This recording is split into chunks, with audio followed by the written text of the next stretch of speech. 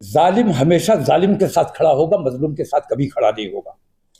और हर वो काम जिससे मुसलमानों की दिल आज़ादी हो सकती है, नरेंद्र मोदी अपना फर्ज जानते हैं वो काम करने के लिए। उन्हें एहसास था कि हम इसराइल के साथ अगर खड़े होंगे, इसराइल का आतंकवाद कभी उन्हें नजर नहीं आया, लेकिन मजलूम ने अगर कहीं रिएक्शन दे दिया, जवाब दे दिया, तो वो आतंकवादी हो गया। असल आतंकवादी अगर कोई है तो वो इसराइल है, और असल में जो मजलूम है वो फिलिस्तीनी अवाम, मुसलमान मजलूम के साथ है। मुसलमान अपने देश से प्यार करता है, और वो लोग अपने देश की, अपनी जमीन की लड़ाई लड़ रहे हैं जिनको आतंकवादी कहा जा रहा है। अगर हम अपने देश के लिए कुर्बानी देते हैं, जैसे हमारे शहीदों ने कितने मुल्क को आजाद कराने के लिए कितनी लड़ाइयां लड़ी, शहीद हुए, उन तमाम को अगर आतंकवादी कहा जा सकता है तो फिलिस्तीनियों को आतंकवादी कहा जाना चाहिए। और अगर वो जंगे आजादी के सिपाही हमारे वो आतंकवादी नहीं थे तो फिलिस्तीन के लोग भी आतंकवादी नहीं है। मित्रों नमस्कार, सुधीर पांडे पूर्वांचल के यूट्यूब चैनल पर आपका स्वागत है। अभिवादन अभिनंदन है। बात करेंगे तेजस्वी यादव जी, बिहार के उप मुख्यमंत्री, लालू यादव राबड़ी देवी के सुपुत्र, तेज प्रताप जी के भाई और आरजेडी के बड़े नेता अपने कार्यकर्ताओं से बुलडोजर पे चढ़ के और फूल की वर्षा करा रहे हैं। आपने वीडियो देखा होगा, अच्छा लगा देख के। होना भी चाहिए, राजनीति में आना है तो फिकवाना चाहिए, लेकिन बुलडोजर पे चढ़ के अगर उदाहरण सेट किए हैं, बुलडोजर का उपयोग करना ही है तो बुलडोजर बाबा को आप जानते ही हैं। मैंने कहा कि दोनों के कंपैरिजन में, खैर कोई तुलना तो है नहीं, लेकिन फिर भी तुलना इसलिए करना पड़ रहा है कि बुलडोजर का नाम आ गया तो मुझे याद आ गया कि चलिए कंपैरिजन करते हैं कि बुलडोजर का उपयोग तेजस्वी यादव ने बिहार में किया और एक तरफ उत्तर प्रदेश में बुलडोजर बाबा कहाँ कहाँ बुलडोजर का प्रयोग करते हैं।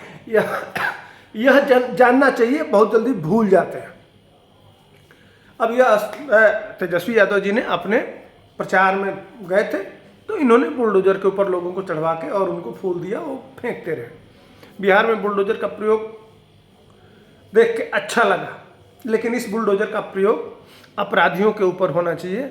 जैसे मान लीजिए कि उत्तर प्रदेश में बड़े बड़े जो भूमाफिया थे, बड़े बड़े, बिहार में भी हैं, आप गिन सकते हैं आसपास, वो लंबा हो जाएगा गिनाने के लिए। बड़े बड़े हर जिले में है ही, मैक्सिमम हर तीसरा विधायक नामी अपराधी है। इनके पार्टी के तो पूछना ही नहीं है। सुरेंद्र यादव जी उसी कैटेगरी में आते हैं, रीतलाल यादव जी उसी कैटेगरी में आते हैं। अरे गोपालगंज से उठाइए और बांका तक चले जाइए, हर जिले एक कोई महारथी मिल जाएगा। उसी तरह से उत्तर प्रदेश का भी कल्चर था। उत्तर प्रदेश को हम और बिहार को अलग अलग नहीं बांट सकते। दोनों का नेचर और दोनों का चरित्र एक ही तरह से उठा, लगभग खान पान आचार व्यवहार वही है। उत्तर प्रदेश की जितनी सारी नदियां हैं वो सब बिहार में ही जाती हैं और दोनों मिल जाती हैं, सब नदियां मिल जाती हैं। तो कल्चर भी, यहाँ तक कि उत्तर प्रदेश के लोग भी जब बाहर जाते हैं तो लगभग लखनऊ से उधर जितने सारे ज़िले हैं वो उत्तर प्रदेश के आधा उत्तर प्रदेश को बिहार के रूप में ही जाना जाता है भाषाई रूप से। और लेकिन और लगभग राजनेता भी एक जैसे ही थे, इधर मुलायम सिंह यादव और मायावती, और उधर लालू प्रसाद यादव और नीतीश कुमार, सेम इसी तरह के राजनीति। और इन दोनों पार्टियों के संरक्षण में यह जो अपराधी थे अच्छे फूले फले और अच्छा ग्रोथ किए। हाँ, बड़े बड़े उद्योगपति, बड़ी बड़ी कंपनियां, बड़े बड़े फैक्ट्री के मालिक, यह सब नहीं आए, लेकिन बड़े बड़े अपराधी बड़े आराम और चैन से बिहार में आज भी रहते हैं, उत्तर प्रदेश में भी रहते थे। यह पहला अंतर समझा रहा हूँ कि बिहार में आज भी रहते हैं और उत्तर प्रदेश में रहते थे। दोनों के चरित्र में यही अंतर है। इसलिए कि जो तेजस्वी बाबू आपके पिताजी के राज में, आप जानते ही हैं, शहाबुद्दीन से उठाइए, इधर सतीश पांडे से उठाइए, बहुत लंबा लिस्ट है। उसी तरह से रमाकांत, उमाकांत, बालेश्वर का प्रभाव बिहार में भी था, चूँकि कुशीनगर, बालेश्वर यादव देवरिया के रहने वाले थे। देवरिया में से पुलिस ने भगाया तो वो कुशीनगर, जो बाद में जिला बना, वहाँ पे पटरौना से वो संभालते थे। वह दियरा है, उधर नारायणी का दोआबा का किनारा है, उसमें लगभग 5-7-10 लाख के आबादी वो नारायणी के किनारे, वो बिहार में आता है, उस पर भी बालेश्वर यादव का प्रभाव था। तो ये टीपी यादव, गाजियाबाद कांड, दिल्ली में उनका भतीजा काफ़ी दिन जेल में रहा, वो दिल्ली कांड याद होगा, डीपी यादव का भतीजा, भाई, ये सब बड़े बड़े माफिया, हरशंकर तिवारी, वीरेंद्र शाही, यह इतने बड़े अपराधी थे कि वर्ल्ड में तुलना होता था कि सबसे ज़्यादा मर्डर किस प्रदेश में हो रहा है। उसमें आज जहाँ बाबा बुलडोजर जहाँ के हैं, वहाँ एक समय विश्व के सबसे महानतम स्कोर पर था हत्या। फर्स्ट पे शिकागो जहाँ अमेरिका में, और दूसरे नंबर पे उस समय फर्स्ट पे गोरखपुर और दूसरे नंबर पे शिकागो टॉप कर गया था। विश्व में सबसे ज़्यादा अपराध वाला शहर उत्तर प्रदेश का गोरखपुर हुआ करता था। ये मैं ब्रांड नाम बताया हूँ। उसी तरह से हर जिले उधर, जितना उधर उतना ही इधर। लेकिन उस बुलडोजर के प्रयोग से बाबा ने ऐसा समीकरण सेट किया कि आज जितने बड़े बड़े जो 786 नंबर की गाड़ियां लेके और सड़कों पे दौड़ते थे, और किसी उनके लिए सारा ठेका पट्टा, सारा बिजनेस उन्हीं लोगों के पास था। उनका एक दायरा बना लिया गया था और सारे बिजनेस पे कब्जा था, और उनके कुछ चुने हुए दलाल टुकड़े फेंक दिए जाते थे, और उसी पे, और राइफल, बंदूक और असलहे पे ये काम चलता था। तो जब सारा काम जहाँ से अर्जित होना है धन, वह सारा काम जब गुंडे माफिया संभाल लेंगे, तो उद्योगपति कहाँ से पैदा होंगे? वहीं पे आज दुनिया के सबसे बड़े उद्योगपति गुजरात में हैं। सारे कंस्ट्रक्शन कंपनियां लगभग दक्षिण भारत में हैं। आंध्र प्रदेश आज लगभग 89-90% जो कंपनियां, इवन बिहार से और उत्तर प्रदेश से भी लोग जो गए, वह अपनी बड़ी बड़ी फैक्ट्री खोल लिए, बड़ी बड़ी कंपनी बना लिए, जिसमें हजारों लोग काम करते हैं। लेकिन उत्तर प्रदेश और बिहार में कंपनियां नहीं खुली।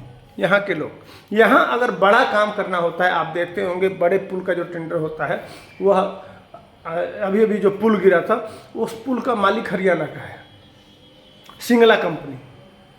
तो इस तरह से इन प्रदेशों के लोग बड़ी बड़ी कंपनी बना रहे थे, और उत्तर प्रदेश और बिहार अपराधी बना रहा था।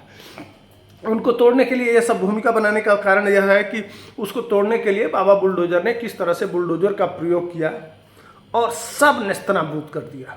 आज अपराधी पनाह मांग रहे हैं। आज वही पुलिस है जो कभी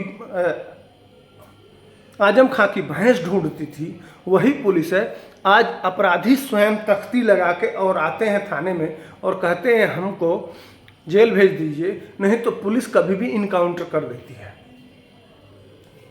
कर देगी। ये देखने को बहुत सारे सीन हैं, बहुत सारे फोटोज हैं। और आज नेस्तनाबूद कर दिया गया, और बिहार और उत्तर प्रदेश में कहाँ से कहाँ। इसके साथ साथ बताते चलें, चाहे कुंभ का मेला हो, वहाँ पुष्प वर्षा होता है, चाहे वो कांवड़ यात्रा हो, उसमें पुष्प की वर्षा होती है। कोई भी धार्मिक आयोजन होता है महान, उसमें उत्तर प्रदेश सरकार फूलों की वर्षा अपने तरफ से करवाती है, और उसका आनंद आम जनता लेती है। बाबा अपने ऊपर पुष्प वर्षा नहीं कराते हैं, लेकिन हाँ, कोविड के समय तेजस्वी यादव दिल्ली में अपने पत्नी के साथ मजे ले रहे थे, घर में छुपे हुए थे, और बाबा खुद कोविड अपने पिताजी की मृत्यु को छोड़ के और ज़मीन पे जनता की सेवा कर रहे थे, दोनों के चलते। तो वही मैं कह रहा हूँ कि बुलडोजर का प्रयोग करना है तो बुलडोजर बाबा से सीखिए, उत्तर प्रदेश के मुख्यमंत्री से सीखिए कि किस तरह से उसी बुलडोजर का प्रयोग करके उत्तर प्रदेश उत्तर प्रदेश में उसी पुलिस का सहारा लेके और पूरे उत्तर प्रदेश से एक तरह से सफाया कर दिया अपराधियों का, और उत्तर प्रदेश आज दूसरे विकास के पथ पे चल चुका है। लेकिन बिहार आज भी उसी तरह से है। आए दिन कुछ कोई न कोई घटना इस तरह की घट जाती है, बुलडोजर उन पे चलवाइए।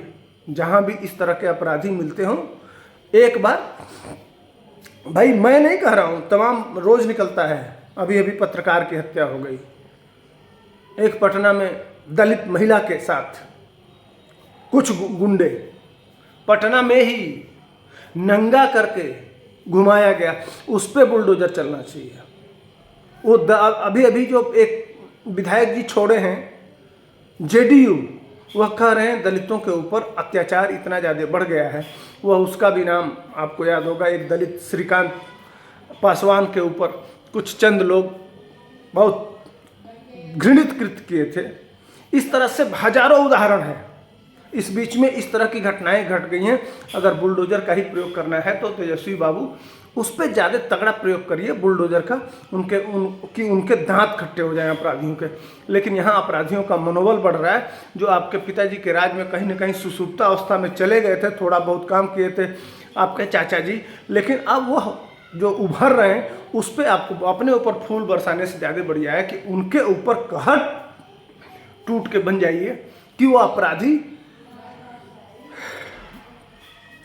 अपराधियों का मनोबल टूट जाए। इसके साथ साथ आप एक बार फूल ही बरसाना है तो बुलडोजर लगा के उनके ऊपर फूल बरसाइए और वापस करवाइए। जो ट्रेनों में भर भर के देश के कोने कोने में जा रहे हैं उनको रोक लीजिए, उनके ऊपर फूल बरसाइए, जिस तरह से उत्तर प्रदेश के मुख्यमंत्री जी करते हैं।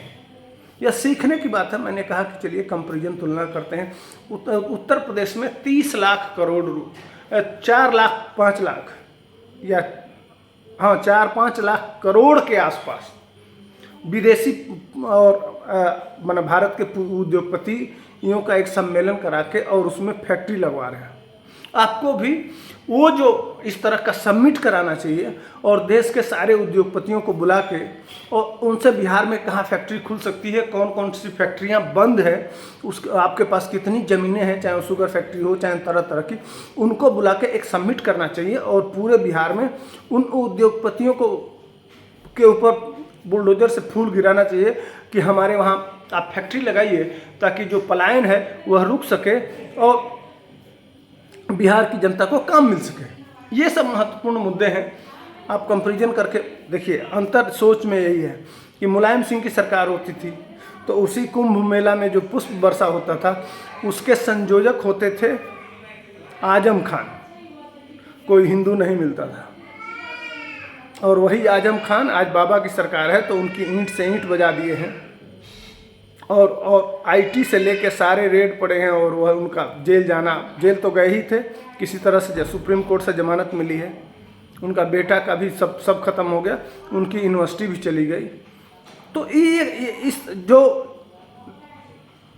पश्चिमी उत्तर प्रदेश में सबसे बड़ा जो दंगा हुआ था मुजफ्फरनगर का, उसका भी मास्टरमाइंड वही आजम खान ही था। तो इस तरह के अपराधियों के ऊपर कहर बन के टूट जाइए। पुलिस वही है, उत्तर प्रदेश पुलिस में बिहार पुलिस में कोई अंतर नहीं है। सिर्फ उसका बागडोर किसके हाथ में है, वह चला किस तरह से रहा है, उसको छूट कितनी मिल रही है, उसको बैकअप कितना मिल रहा है, इस आधार पर पुलिस काम करती है। तो पत्रकारों को जेल न भेज के अपराधियों को जेल भेजिए और पत्रकारों के ऊपर बुलडोजर न चलवा के अपराधियों के ऊपर बुलडोजर चलवाइए आप लोग, तब मज़ा आएगा।